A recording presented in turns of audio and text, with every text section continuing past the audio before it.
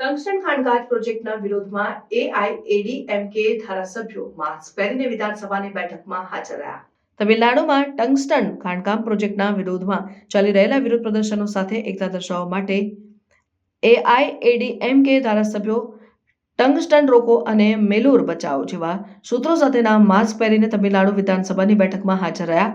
આ માસ્ક જે પર તમિલમાં આ સૂત્રો લખેલા હતા.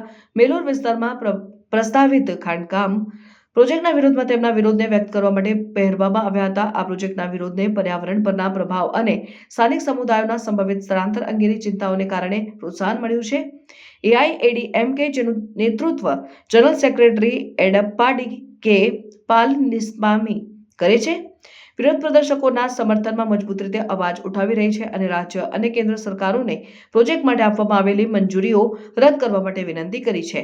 વિધાનસભાની બેઠક દરમિયાન એઆઈએડીએમકે ધારાસભ્યોએ કાળા શર્ટ પણ પહેર્યા હતા, જે વિરોધનું ચિહ્ન છે.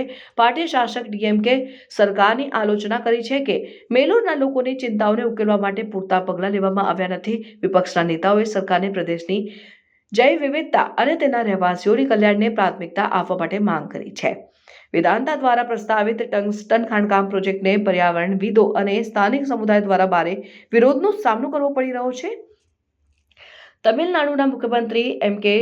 સ્ટાલિને કેન્દ્ર સરકારને પ્રોજેક્ટની પરત ખેંચવાની વિનંતી કરી છે, પરંતુ એઆઈએડીએમકે દાવો કરે છે કે રાજ્ય સરકાર દ્વારા આપવામાં આવેલી ખાતરીઓ લોકોની ચિંતાઓને દૂર કરવા માટે પૂરતી નથી. જ્યારે વિરોધ પ્રદર્શનો ચાલુ છે ત્યારે એઆઈએડીએમકે મેલુરના લોકોની સાથે ઊભી રહી છે અને ખાણકામ પ્રોજેક્ટના વિરોધમાં તેમના સંઘર્ષને સમર્થન આપવાનું વચન આપ્યું છે. પાર્ટીના ધારાસભ્યોએ વિધાનસભામાં મુદ્દાને ઉઠાવવાનું વચન આપ્યું છે જ્યાં સુધી પ્રોજેક્ટ અટકાવવામાં ન આવે.